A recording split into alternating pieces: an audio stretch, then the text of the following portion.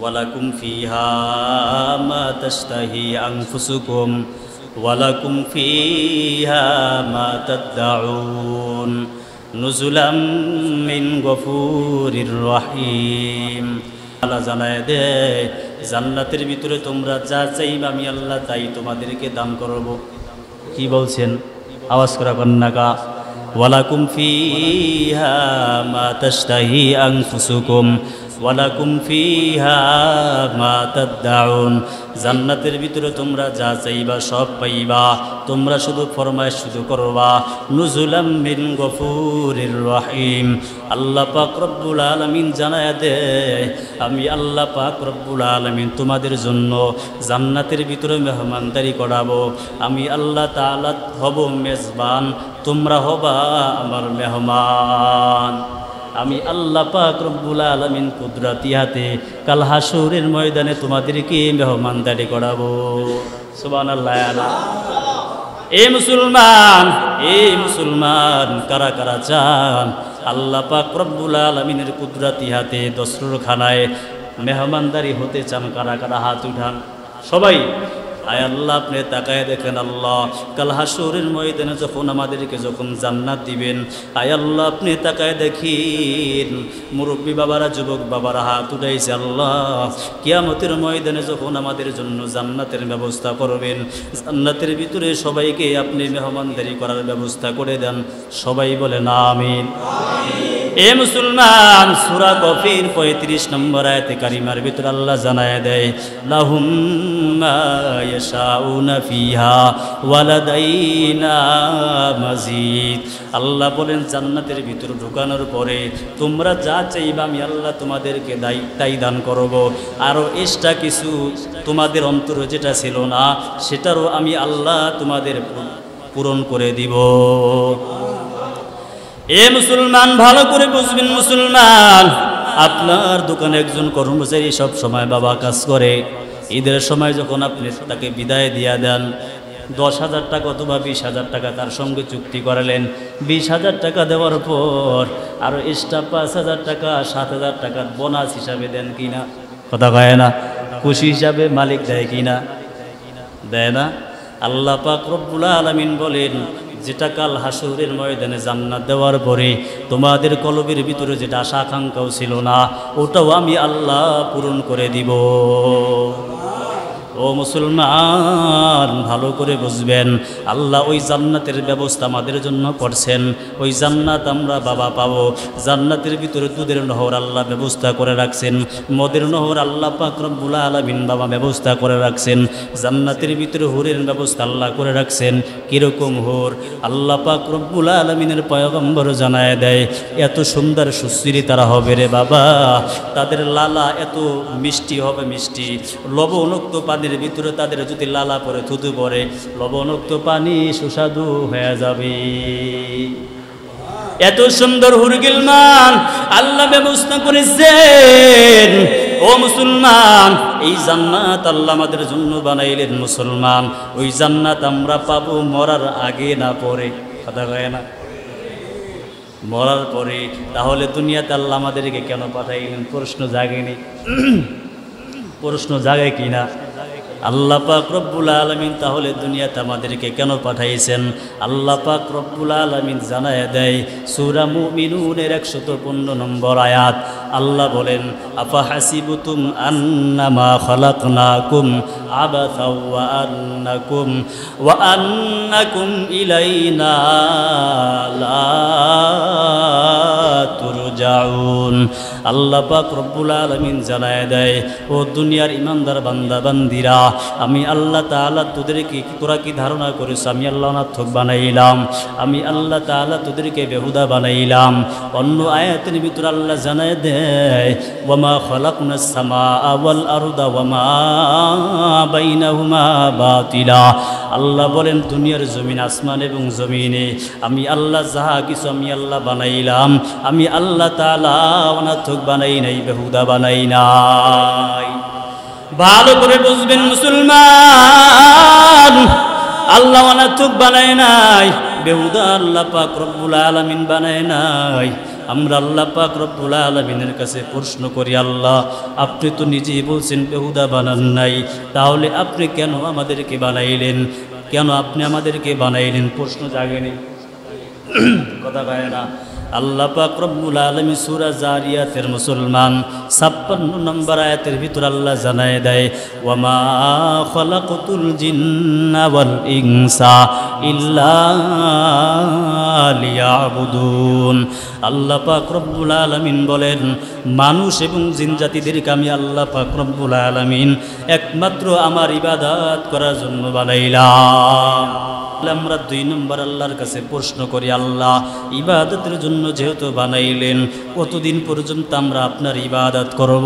এটারও একটা মেয়াদ আছে না নাই? যারা চাকরি করে সেনাবাহিনীর তাদের একটা মেয়াদ আছে না নাই? 20 বছর অথবা 30 বছর একটা মেয়াদ আছে, সীমানা আছে। এরপর আর তার চাকরি থাকবে না, রিটায়ার হয়ে যাবে। ঠিক না ব্যাঠিক? বসে বসে পেনশন পাবে আর বসে বসে খাবার খাবে। ঠিক না ব্যাঠিক? আল্লাহ পাক রব্বুল আলামিনের কাছে মুসলমান 2 নম্বর প্রশ্ন আমরা করলাম, আল্লাহ কতদিন পর্যন্ত আপনার ইবাদত করব? কতদিন পর্যন্ত আপনার বন্দেগী করব? কতদিন পর্যন্ত আমরা আপনার সামনে সেজদা দিব? সূরা হিজরের 99 নম্বর আয়াতের ভিতর আল্লাহ বলেন, ওয়াবুদ রাব্বাকা হাত্তা ইয়াতিয়াকাল ইয়াকিন। আল্লাহ বলেন, মরণের আগ পর্যন্ত তোরা আমার ইবাদত করবি। কতদিন পর্যন্ত?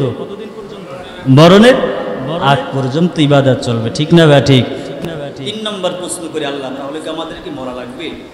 আল্লাহ বলেন সূরা আনকাবুতের 57 নম্বর আয়াতের ভিতর আল্লাহ জানায় দেয়, কুল্লু নাফসিন যায়িকাতুল মাউত। সমস্ত প্রাণীর মৃত্যুর স্বাদ আস্বাদন করতে হবে। তার মানে পালানোর কোনো সুযোগ আসেনি। কথা কন্যা কা এই দুনিয়াতে আমার আপনার নবী থাকতে পারেন নাই, সমস্ত সাহাবায়ে কেরাম আজমাইনরা থাকতে পারেন নাই, তাবেঈনরা দুনিয়াতে থাকতে পারেন নাই বাবা। তার মানে সবার এই দুনিয়া থেকে বিদায় হতে হবে কিনা? 3 নম্বর প্রশ্ন ছিল, আল্লাহ তাহলে কি আমাদের মরা লাগবে? আল্লাহ জানায় দেয় মরা লাগবে, মৃত্যু থেকে কেউ পলায়ন করতে পারবে না। 4 নম্বর প্রশ্ন আল্লাহ পাক রব্বুল আলামিনের কাছে আমরা করলাম, আল্লাহ আমার বাড়ি বাংলাদেশে, আমি যদি জাপান যদি আমার জীবনকে বাঁচানোর জন্য যদি আমি আল্লাহ চলে যাই, আমি যদি চীন দেশে যদি আমি চলে যাই, ওখানেও কি মালাকুল মউত আমার আত্মাটাকে কবজ করতে পারবে কিনা? প্রশ্ন জাগেনি? আল্লাহ তাআলা সূরা আহজাবের 16 নম্বর আয়াতের ভিতর আল্লাহ জানায় দেয়, কুল্লা ইয়ানফাকুমুল ফিরারু ইন ফারারতুম মিনাল মাউতি আউল কতলি। মৃত্যু থেকে যতই তোমরা পলায়ন করো না কেন, মৃত্যু তোমাদেরকে একদিন গ্রাস করেই ছাড়বে। 4 নম্বর প্রশ্ন মুসলমান চলে গেল। 5 নম্বর প্রশ্ন আল্লাহ তাআলার কাছে করি, আল্লাহ আমরা যদি বড় দালান কোঠা বানাইয়া, বড় অট্টালিকা বানাইয়া, বিল্ডিং বানাইয়া, সেখানেও যদি মালাকুল মউতকে ফাঁকি দেওয়ার জন্য যদি আমরা ঘর বানাই, আর ঘরের ভিতরে যদি আমরা বসবাস করি, ওখানেও কি মালাকুল মউত আমাদের আত্মাটাকে কবজ করতে পারবে কিনা? আল্লাহ পাক রব্বুল আলামিন উত্তর দিয়া দেয়, আইনামা তাকুনু ইদরিকুমুল মাউতু ওয়ালাউ কুনতুম ফি বুরুজিম মুশাইয়াদা। সূরা নিসার মুসলমান 78 নম্বর আয়াতের ভিতর আল্লাহ পাক রব্বুল আলামিন বলে, গোলাম যেখানেই তোমরা থাকো না কেন, বড় অট্টালিকা দালান কোঠা বানাইয়াও যদি বসবাস করো, ওখানেও মৃত্যু তোমাদের হবে, পালানোর কোনো সুযোগ নাই। 6 নম্বর প্রশ্ন, আল্লাহ মৃত্যু তো বরণ হতেই হবে, দুনিয়া থেকে সবার আল্লাহ বিদায় হতে হবে, কেউ তো দুনিয়াতে আল্লাহ থাকতে পারবো না। মালাকুল মউত যখন আসবে জান কবজ করার জন্য, আল্লাহ যখন বুকের উপরে চাপা দিয়া যখন আল্লাহ বসবে, তখন মালাকুল মউতের কাছে কিছু সময় চাইলে দিবে কিনা? আল্লাহ পাক রব্বুল আলামিন সূরা মুনাফিকুনের 11 নম্বর আয়াতের ভিতর আল্লাহ বলেন, বান্দার কাছে যখন মালাকুল মউত যখন চেপে যখন ধরবে, তখন বলবে, ফায়াকুলা রব্বি লাউলা আখরতানি ইলা আজালিন করিব ফাআসাদদাকা ওয়া আকুম মিনাস সালিহিন। মালাকুল মউত আসার পর আল্লাহ পাক রব্বুল আলামিনের কাছে বান্দা জানাই দিবেন, আল্লাহ আমার আর কিছুদিন সময় আপনি দেন, কিছুদিন সময় দিলে আমি যত দান সদকা আছে, যত ইবাদত বন্দেগী আছে আল্লাহ, যত ভালো কাজ আছে আল্লাহ, সব আমি ভালো কাজ করে দুনিয়া থেকে আসবো। কি বলবে? সব করে হাসবে। আল্লাহ পাক রব্বুল আলামিন বলবে, গোলাম এ জালেম, আমি আল্লাহ তাআলা তোকে 50 বছর হায়াত দান করলাম, আমি আল্লাহ তাআলা তোকে 150 বছর হায়াত দান করলাম, আমি আল্লাহ তাআলা তোরে 70 বছর আমি হায়াত দান করলাম। এই 70 বছরের সময় মুয়াজ্জিন সাহেব প্রত্যেক দিন আজান দিয়েছে কিনা? কথা কয় না। মুয়াজ্জিন সাহেব বলে, হাইয়া আলাস সালাহ, হাইয়া আলাল ফালাহ। মুয়াজ্জিন ডেকে ডেকে প্রত্যেক দিন 5 বেলা জানায় দেয়, ও দুনিয়ার মানুষেরা, তোমরা কল্যাণের দিকে আসো, তোমরা আল্লাহ তাআলার কল্যাণের দিকে আসো। আবার ফজরের সময় ডেকে ডেকে জানায় দেয়, আসসালাতু খায়রুম মিনান নাওম, ঘুম থেকে নামাজ উত্তম। 5 বেলা মুয়াজ্জিন সাহেব ডাকে কিনা? আল্লাহ পাক রব্বুল আলামিন বলে, গোলাম আমি আল্লাহ তোকে ফজরের সময় আমি আল্লাহ তোকে ডাকলাম, ফজরের সময় তোরে আমি পাই নাই। আবার করো কত আদর করে করে জোরের সময় আমি আল্লাহ তোরে ডাকলাম, তারপরে তোকে আমি পাই নাই। আমি আল্লাহ আসরের সময় তোকে আবার কত আদর করে করে ডাকলাম, আসরের সময় তোকে আমি পাইলাম না। আমি আল্লাহ মাগরিবের সময় আমি আল্লাহ ব্যস্ত থাকি নাই, মাগরিবের সময় তোকে আমি ডাকলাম, রহমতের দিকে আয়, আমার দরজার দিকে তুই ফিরে আয়। মাগরিবের সময় তুই আমাকে ভুলিয়া রলি, কাজে ব্যস্ত ছিলি, তা তো আমি আল্লাহ তাআলা বেজার না। আমি আল্লাহ এশারের সময় তোদেরকে আবার আমি তোকে ডাকলাম, এশারের সময় তোকে আমি পাই নাই, আর তোকে 1 সেকেন্ডও সময়ও তোকে দেওয়া হবে না, সময় দিবে নি। কথা কয় না কা? এ মুসলমান ভালো করে বুঝবা, হেরে ভাই, আমরা দুনিয়া থেকে বিদায় হয়ে গেলাম রে বাবা, এই দুনিয়াতে কেউ থাকতে পারবো না, অন্ধকার কবরে বাবা সবারই চলে যাইতে হবে। আমি মুফতি সাহেব, মাওলানা সাহেব, আমার কবরের সাইজটা বাবা যেরকম হবে, মুফতি সাহেব যাই হই না কেন রে বাবা, ইলম নাই, কালাম নাই, কিছু আমার ভিতরে নাই, আমাকে আপনারা কবরটা একটু লম্বা করে দিবেন না? মুফতি সাহেব হুজুর কত সুন্দর করে করে ওয়াজ নসিহত করতো, তার কবরটা একটু লম্বা আমরা করে দেই, প্রশস্ত করে দেই, তার কবরটা একটু পাকা করে দেই, তাকে কাফনের কাপড় 2টা বেশি দিয়া দেই। এটা কি বাবা আপনারা কি দিবেন? কথা গায় না কা? এ মুসলমান, কবরের সাইজটা বাবা এক হবে রে বাবা, আবার কাফনের কাপড়টাও বাবা 3টা সাদা কাফনের কাপড় হবে, খাটও বাবা একটাই হবে। ও মুসলমান, এই দুনিয়া থেকে বাবা সবারই চলে যেতে হবে। হিংসা বিদ্বেষ পরশ্রী কাতুরতা রেখে কোনো লাভ নাই রে বাবা। যত ইবাদত বন্দি করো না করো বাবা, হাতে পায়ে ধরে ধরে একটা কথা আমি জানায় যাই, নামাজ কম পড়ো কোনো আপত্তি নাই, তাহাজ্জুদ নামাজ কম পড়ো কোনো আপত্তি নাই, দান সদকা করলেও ভালো, না করলেও ভালো, কোনো আপত্তি নাই, কিন্তু দিল সবার ফ্রেশ রাখতে হবে। ঠিক না বেঠিক? দিলের ভিতরে যদি হাসাদ থাকে, দিলের ভিতরে যদি হিংসা বিদ্বেষ পরশ্রী কাতরতা যদি মুসলমান থাকে, তাহলে নামাজ কবুল আল্লাহর দরবারে হবে না, হজ করবা হজ আল্লাহর দরবারে কবুল হবে না, যাকাত প্রদান করবা যাকাত আল্লাহর দরবারে কবুল হবে না, কোরআন তেলাওয়াত করবা কোরআন তেলাওয়াত আল্লাহর দরবারে কবুল হবে না, পর্দায় থাকবা পর্দার ইবাদত আল্লাহর দরবারে কবুল হবে না, সন্তানকে মাদ্রাসায় পড়াইবেন, মাদ্রাসায় পড়াইলেও কোনো ইবাদত আল্লাহ তাআলার কাছে কবুল হবে না। মসজিদে বসে বসে বাবা জিকির করবা, ও 50 নামাজ আদায় করবা, তাহাজ্জুদের নামাজ গভীর রজনী, তাহাজ্জুদের নামাজ পড়লেও কোনো লাভ হবে না, দিল যদি পরিষ্কার না থাকে। ঠিক না বেঠি? দুনিয়া থেকে বিদায় হয়ে গেলাম রে ভাই, কাল হাসরের ময়দানে যখন আমার আল্লাহ আমাদেরকে যখন পুনরায় যখন উত্থান করবে, তখন দল হবে 2টা। কয়টা? সবাই বলেন না কয়টা? আওয়াজ করে বলেন না কয়টা? 2টা। আল্লাহ তাআলা বলেন, ফাআম্মাল্লাযীনা শাকু ফাফিন্নার ওয়া আম্মাল্লাযীনা সুইদু ফাফিল জান্নাহ। কাল হাসরের ময়দানে দল হবে 2টা, একটা দল হবে হতভাগার দল, আর একটা দল হবে সৌভাগ্যবান দল। সৌভাগ্যবান দলের অন্তর্ভুক্ত যারা বাবা আমরা হব, তাদের গুণ হবে 2টা। কয়টা? কথা কয় না? আওয়াজ করে বন্যা গুণ হবে কয়টা? 2টা গুণ হবে মুসলমান। সূরা কাহফের 107 নম্বর আয়াতের ভিতর আল্লাহ বলেন, ইন্নাল্লাযীনা আমানু ওয়া আমিলুস সালিহাত। 1 নম্বর সৌভাগ্যবান দলের যে অন্তর্ভুক্ত যারা হইবা, 1 নম্বর গুণ হবে ঈমান আনা, 2 নম্বর হলো নেক আমল করা। 1 নম্বর কি? কথা কয় না? 1 নম্বর কি বলছি? ঈমান, ঈমান তাজা করা, ঈমান আনা। 2 নম্বর কি? নেক আমল করা। আল্লাহ বলেন এই দুইটা গুণ, এই দুইটা ওষুধ যার ভিতরে বাবা থাকবে, আল্লাহ বলেন কানাত লাহুম জান্নাতুল ফিরদাউসি নুজুলা। আল্লাহ তাআলা বলেন এই দুই গুণ বিশিষ্টওয়ালাদেরকে আমি আল্লাহ কাল হাসরের ময়দানে জান্নাতুল ফিরদাউস আমি আল্লাহ দিয়ে দিব। ভালো করে বুঝবা হে যুবক, দুইটা গুণ যাদের ভিতরে বাবা থাকবো জান্নাতুল ফিরদাউস আল্লাহ দান করবে। এক নম্বর আল্লাহ বলছেন ঈমান আনার কথা। ঈমান আবার কিরকম ঈমান? মুসলমান সূরা বাকারার ভিতরে আল্লাহ 13 নম্বর আয়াত আল্লাহ জানায় দেয় আমিনু কামা আমানান নাস। ঈমান আনো যেরকম ভাবে মানুষটা ঈমান আনছে, এই মানুষ দ্বারা মুফাসসিরিন ইকরামরা বাবা কয়েকটা ব্যাখ্যা লিখছেন। একটা ব্যাখ্যা হলো সাহাবায়ে ইকরামদের মতন ঈমান আনা, সাহাবায়ে ইকরামরা যেভাবে ঈমান আনছে তাদের মতন ঈমান আনো। দুই নম্বর ব্যাখ্যা হলো কাফেরদের বিবিও বাবা হতে পারে, ফেরাউনের বিবি আসিয়াও হতে পারে। সাহাবায়ে কেরামদের মতন তোমরাও ঈমান আনো। আম্মার এবং সুমাইয়া মা এবং সন্তান একদিন বাবা রাস্তা দিয়ে রওনা করছে। কোথায়? আওয়াজ করে বলনা, কোথায় রওনা করছে? রাস্তা দিয়ে আম্মার এবং সুমাইয়া রাদিয়াল্লাহু তাআলা আনহা বাবা রাস্তা দিয়ে রওনা করার পর আবু জাহালের সাথে রাস্তার ভিতরে মোলাকাত হয়ে গেছে। আবু জাহাল দেখার পর আবু জাহাল আম্মারকে ডেকে ডেকে জানায় দেয় হে আম্মার, আমি শুনলাম তুই আর তোর মা নাকি বিদিন হয়ে গেছো কালিমা পড়িয়া। কি কয়? মোহাম্মদের কালিমা পড়িয়া তুই আর মা নাকি বেদিন হয়ে গেছে আমি শুনলাম। হযরত আম্মা রাদিয়াল্লাহু তাআলা ডেকে জানায় দে হে আবু জাহাল, আমি এবং আমার মা কালিমা পড়ে পাক্কা মুসলমান হয়ে গেছি।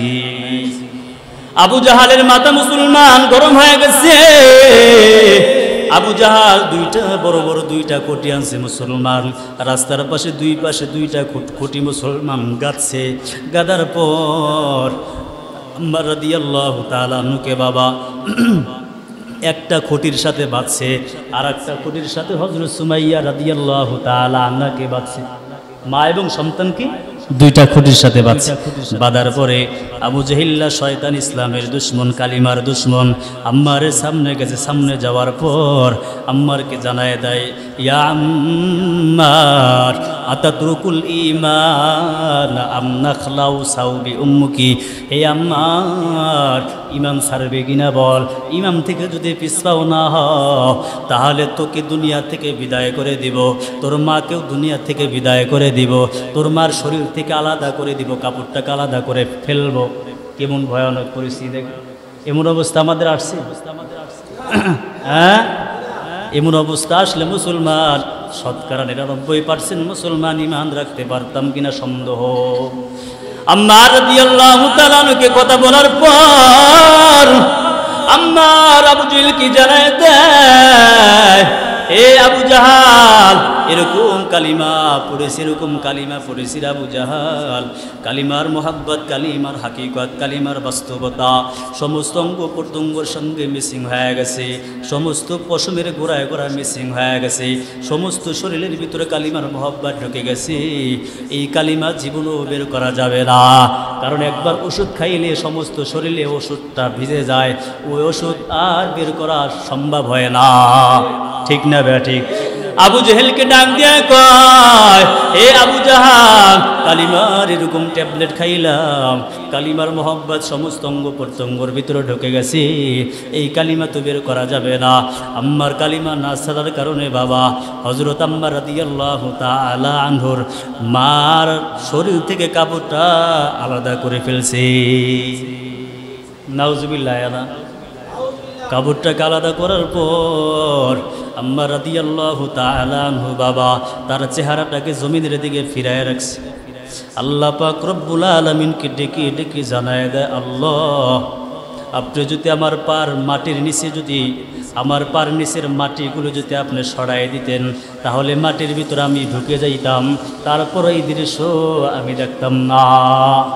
কিরকম ইমানের পরীক্ষা রে ভাই ও শরীয়তপুরের মুসলমান। আজকে এরকম ইমানের পরীক্ষা যদি বাবা আমাদের হইতো, আমরা বেঈমান কাফেরে পরিণত হয়ে যাইতাম।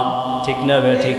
আল্লাহ তাআলার কাছে দোয়া করি, আল্লাহ এরকম আমাদেরকে পরীক্ষা করিয়েন না যেই পরীক্ষা করলে আমরা ফেল হয়ে যাই, যেই পরীক্ষা করলে জাহান্নাম ছাড়া আমাদের কোনো উপায় থাকে না। ঠিক না বেঠে? সবাই বলেন আমিন। আম্মা রাদিয়াল্লাহু তাআলা আনহুর শরীর থেকে বাবা কাপড়টাকে আলাদা করে ফেলছে। আলাদা করার পর আবু জেহেলকে আম্মা রাদিয়াল্লাহু তাআলা আনহুর মা জানায় দেয়, এ আবু জাহাল, ক্বালাত মা ওয়ালাদতু ওয়ালাদান ইয়তরিকুল ঈমান আমামা কাফিরান, আমি এরকম সন্তান দুনিয়াতে প্রসব করি নাই যেই সন্তান কাফের মুশরিকদের সামনে মাথা নত করিয়া কালিমা ছেড়ে পাক্কা বেঈমান হয়ে যাবে। মা কিরকম মুসলমান, মা যেরকম হয় সন্তান তোরকমই হয়। মা যদি সুদখোর হয়, ঘুষখোর হয়, বাবা যদি সুদখোর হয়, ঘুষখোর হয়, বুঝতে হবে সন্তানটাও বড় সুদখোর ঘুষখোর হবে। ঠিক না ঠিক? আর আওয়াজ করে এখন না। বাবা মা যদি চোর হয়, বুঝতে হবে সন্তানটা বড় চোর হবে। মা বাবা যদি ডাকাত হয়, বুঝতে হবে সন্তান বড় ডাকাত হবে। ঠিক না ঠিক? ওলামায়ে কেরামদের বিরুদ্ধে আচরণ তুমি যদি বাবা করো, তোমার সন্তান ওলামায়ে কেরামদেরকে দুনিয়া থেকে কুচু কাটা করে বিদায় করে দিবে। ঠিক না ঠিক? এটাই দুনিয়ার নিয়ম। আঙ্গুল ফলের গাছ থেকে আঙ্গুল ফলে হয় বাবা, কলা গাছ থেকে কলা গাছই হয়, কলা গাছে কোনোদিন আঙ্গুল ফল হয় না। আমার ইমান ছাড়ে না মুসলমান। হযরত সুমাইয়া রাদিয়াল্লাহু তাআলা নাকে দুনিয়ার জমিন থেকে শহীদ করার জন্য বাবা বড় একটা বর্ষা আছে, বড় একটা বর্ষা আনার পর আম্মারকে দ্বিতীয়বার আবু জাহল চাষ দেয়। চাষ দেওয়ার পর বলে, আম্মার আতাতরুকিল ঈমান, হে আম্মার ইমান ছাড়বে কিনা বল, ইমান না ছাড়লে তোর মাকে দুনিয়া থেকে আমি শহীদ করে দিব। তারপর ইমান বাবা ছাড়ে না, তারপরে বর্ষা দিয়া তার লজ্জাস্থানে প্রবেশ করে দেয়। আর সুমাইয়া রাদিয়াল্লাহু তাআলা না দুনিয়া থেকে বিদায় হয়ে যায়। এই জন্য আল্লাহ বলছেন, আমিনু কামা আমানান নাস, ঈমান আনো যেরকম ভাবে সাহাবায়ে কেরামরা ঈমান আনছে। এটার মাধ্যমে আরেকটাও ব্যাখ্যা হতে পারে। ফেরাউনের একটা কাজের মেয়ে ছিল, মুসলমান কাজের মেয়ে। এই ফেরাউনের একটা পালক মেয়েও ছিল। ফেরাউন তো ছিল হিজড়া, তার কোনো ছেলে সন্তান আসেনি। ফেরাউনের কোনো ছেলে সন্তান আছে নাকি? ফেরাউনের কোনো বাবা ছেলে সন্তান ছিল না। ফেরাউন একটা পালক মেয়ে মুসলমান আনছে। অনেক বড় লোক দেখবেন তাদের ঘরে কোনো ছেলে সন্তান হয় না। ঠিক না ঠিক? অনেক আছে আবার মুসলমান মেয়েটার উপর জুলুম করতে করতে সন্তান না নিতে নিতে তারপরে দেখা যায় সন্তান নেওয়ার কোনো আর কর্মক্ষমতাই থাকে না। ঠিক না ঠিক? এই জন্য মুসলমান সাবধান। কোন ফেরাউনের বিবি আসিয়া, এদের ঘরে একজন ছিল মুসলমান কাজের মেয়ে, আর একটা ছিল পালক মেয়ে। এই পালক মেয়ের সহিহ ইবনে হিব্বান অনেক বড় লম্বা একটা হাদিসের কিতাব। এই কিতাবের ভিতর মুসলমান আসছে, হাদিসে লেখছে মুসলমান মা সেটা নাম আসছে। এটা কাজের মেয়ের নাম হতে পারে, আবার পালক মেয়ের নাম হতে পারে। আমার সঠিকভাবে মুসলমান জানা নাই, যে কোনো একটা হবে। এই মা সেটা একদিন ফেরাউনের পালক মেয়েটার চুলকে চিরুনি করে দিতেছিল। চিরুনি করার পর হঠাৎ করে মাসে তার হাত থেকে চিরুনি জমিনে পড়ে যায়।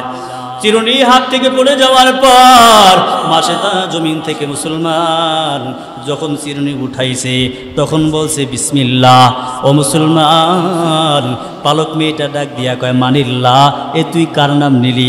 কয়, রব্বি ওয়া রব্বুকি, আমি ওই রবের নাম নিলাম যেই রব আমার রব, যেই রব তোর রব। কারণ ইমাম তো কোনোদিন ধাপা চাপা দেওয়া যায় না। আগুন তো সব সময় ধাউ ধাউ করে উপরে উপরে ওঠে। ঠিক না বেটি? কোনো সময় ধাপা দিয়ে কি রাখা, চাপা দিয়ে কি রাখা যায়নি। এ কথা বলার পর ও মুসলমান, পালক মেয়েটা সঙ্গে সঙ্গে ফেরাউনের কাছে চলে গেছি। ফেরাউন সিংহাসনে বসা, উজির নাজিররা সবাই বসা, মুসলমান বিচার চলতেছে। প্রতিমধ্যেই পালক মেয়েটা কানটা লাগায়া, কানের সাথে মুখটা লাগায়া বাবাকে জানায় দেয়, বাবা আলিস সামাওয়াতি ওয়াল আরদি রব্বুন গায়রুক, আল্লাহ ছাড়া, আপনি ছাড়া অন্য কোনো রব দুনিয়ার জমিন আছে নাকি? ফেরাউন কয়, বাবা তুমি কি আবার আমাকে শুনাইতেছ? আসমান এবং জমিনের ভিতরে আমি ছাড়া তো অন্য কোনো রব নাই। কি কয়? আমি ছাড়া তো অন্য কোনো রব নাই হে মেয়ে।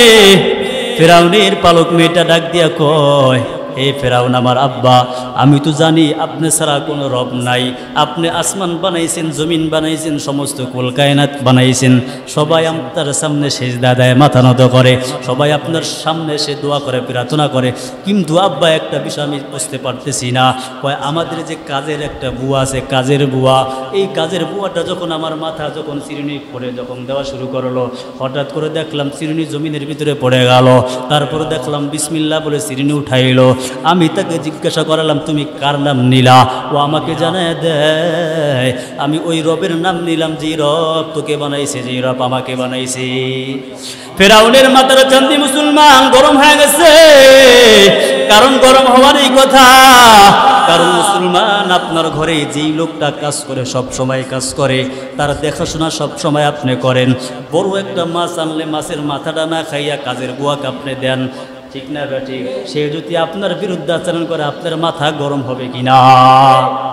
কথা কয় না কা? আপনার এখানে মনে করেন মহল্লার ভিতরে দুইজন চেয়ারম্যানিতে দাঁড়াইছে, একজনের টাকা আপনি খাইছেন, আর একজনের টাকা খান নাই।